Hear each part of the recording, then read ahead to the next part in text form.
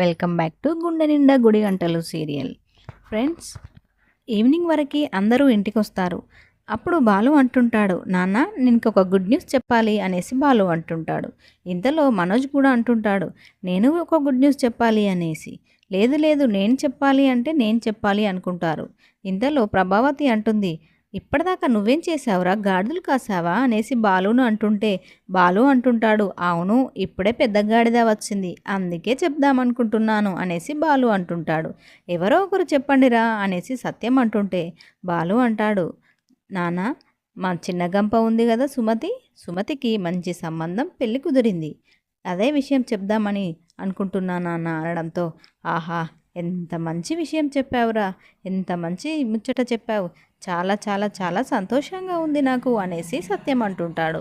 ఇంతలో బాలు అంటుంటాడు, అవును నాన్న చాలా మంచి సంబంధం, బయట తెలుసుకున్నారట, వీళ్ళు చాలా మంచివాళ్ళు, కష్టపడి పైకి వచ్చారు, చదువుకున్నవారని తెలుసుకొని ₹1 కట్నం లేకుండా చేసుకుంటున్నారు అనేసి చెప్తాడు బాలు. ఏ ఈ దీనికే మంచి విషయమా అనేసి వెటకరంగా మాట్లాడుతుంటాడు మనోజ్. అవునురా, నీకు లక్షలు మింగడం కావాలి కానీ మంచి విషయాలు చెడు విషయాలు అనేది ఎట్లా తెలుస్తుందిరా, లక్షలు మింగినోడా పార్కులో పడుకున్నవాడా అనేసి కోప్పడుతూ ఉంటాడు. సరే నీ గుడ్ న్యూస్ ఏంటో చెప్పురా లక్షలు మింగినోడా అనేసి బాలు అంటుంటే, ఏయ్ ఏంట్రా ఊకే అదేనా, నీలాగా వాడేం కారు నడుపుకునేవాడు కాదులేరా, బిజినెస్ మ్యాన్ అనేసి ప్రభావతి సపోర్ట్ చేస్తూ ఉంటుంది. అవునురా నేను బిజినెస్ మ్యాన్నే, ఊకే అదే మాట అంటుంటావేంట్రా, నేను ఏదో ఒకప్పుడు కోట్లకు సంపాదిస్తాను, అప్పుడు చెప్తాను నీ సంగతి అనేసి మనోజ్ అంటుంటే మీనా నవ్వుతుంది. ఇది ఇట్లా ఉంటుండగా ఒకరి మొహాలు ఒకరు చూసుకుంటుంటారు బాలు మరియు మీనా. సరే చెప్పురా నీ గుడ్ న్యూస్ ఏంటో అనేసి మనోజ్ని అడుగుతుంటాడు సత్యం.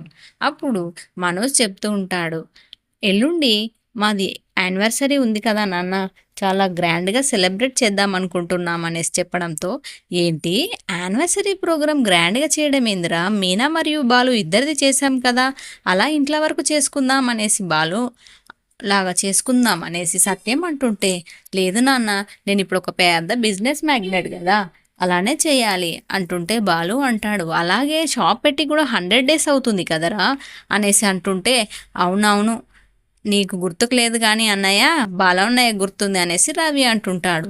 అవును కదా అనేసి మనోజ్ అనుకుంటుంటాడు.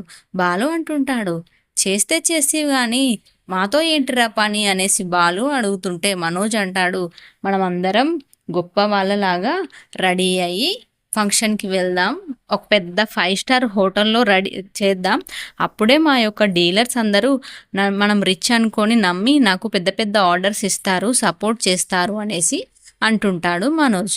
ఇలా చెబుతూ ఉంటుండగా రోహిణి ఏమో వాళ్ళ యొక్క తోడికోడళ్ళని తీసుకొని కిచెన్లోకి వెళ్తుంది. మనోజ్ ఏమో వాళ్ళ యొక్క ఇద్దరు అన్నదమ్ములను తీసుకొని తను ఒక రూమ్లోకి వెళ్ళి చెప్తూ ఉంటారు, అరే మాకు పెద్ద పెద్ద డీలర్స్ వస్తారు, మనకి నేను ఏమని చెప్పాను వాళ్ళకు అంటే, రవి ఏమో పెద్ద 5 star హోటల్కి ఓనర్ అని చెప్పాను, బాలు ఏమో ఒక 50 కార్లకి ఓనర్ అని చెప్పాను రా, ప్లీజ్ రా మీరు ఒప్పుకోండిరా, మీరు అలా రెడీ అవ్వాలి, సూటు వేసుకొని రెడీ అవ్వాలి అనేసి చెప్తా ఉంటాడు వాళ్ళిద్దరికీ. ఇదేంటి అన్నయ్య మనం మధ్యతరగతి వాళ్ళం కదా, నువ్వు అలా ఎందుకు చెప్పావు అనేసి రవి మరియు బాలు అంటుంటే, ఈ ఒక్కసారి మాత్రం అలా యాక్ట్ చేయాలరా, తప్పదు, నేను బిజినెస్ కావాలి, నాకు బిజినెస్ కావాలి, డీలర్స్ నాకు డీలర్షిప్ ఇవ్వాలి అనుకుంటే మీరు అలా చేయాలిరా అనేసి చెప్తూ ఉంటాడు మనోజ్. ఇది ఇట్లా ఉంటుండగా రోహిణి మాత్రం వాళ్ళ తోడికోడళ్ళతో చెబుతుంది, మేము ఒక పెద్ద ఫంక్షన్ ఏర్పాటు చేస్తున్నాము, అక్కడికి అందరూ డీలర్స్ వస్తారు, ఈ డీలర్స్ దగ్గర మనం చాలా రిచ్ వాళ్ళం అని చెప్పేసి చెప్పాము, మనం హోటల్కి ఫంక్షన్కి వెళ్ళేటప్పుడు చాలా రిచ్గా తయారై వెళ్ళాలి అనేసి చెప్తుంది రోహిణి. అప్పుడు మీనా అంటుంది, అదేంటి రోహిణి అలా చెప్పావు, నా వల్ల కాదు, నేను అలా యాక్ట్ చేయలేను అనేసి అంటుంది. ఎలాగూ శృతి అంటే వాళ్ళు ఎట్లయినా ఉన్నతులు కాబట్టి తను రెడీ అవ్వగలుగుతుంది, యాక్ట్ చేయగలుగుతుంది, నాతోనలా కాదు అనేసి మీనా అంటుంది. లేదు మీనా ఈ ఒక్కసారి హెల్ప్ చేయి అనేసి బ్రతిమలాడుతుంది రోహిణి తోడికోడళ్ళను. అలాగే మనోజ్ కూడా వాళ్ళిద్దరు అన్నదమ్ములను అలాగే బ్రతిమలాడుకుంటాడు. సరే అనేసి అందరూ తెల్లవారి చకచక రెడీ అయ్యి హోటల్కి వెళ్తారు. అక్కడ హోటల్లో తొందరగా రెడీ అయిన సత్యం వీళ్ళ కోసం వెయిట్ చేస్తూ ఉంటాడు. అప్పుడే ప్రభావతి వస్తుంది. చాలా అందంగా రెడీ అయ్యి గొప్పగా కనిపిస్తూ ఉంటుంది ప్రభావతి అద్దంలో చూసుకొని తనకు తానే గుర్తుపట్టలేకుండా అంత అందంగా రెడీ చేస్తుంది రోహిణి ప్రభావతిని మేకప్ వేసి. అదేవిధంగా కామాక్షి వచ్చి, అయ్యో వదినా నువ్వా, నేనెవరో గుర్తుపట్టలేకపోతున్నాను, ఇంత యంగ్గా కనబడుతున్నావనేసి మురిపించేస్తుంది ప్రభావతిని కామాక్షి. అలాగే శృతి మరియు మీనా కూడా చాలా అందంగా రెడీ అవుతారు. ఇదిట్లా ఉంటుండగా మరియు రవి మరియు శృతి ఇద్దరు వస్తారు. వాళ్ళు చాలా అందంగా కనబడతారు.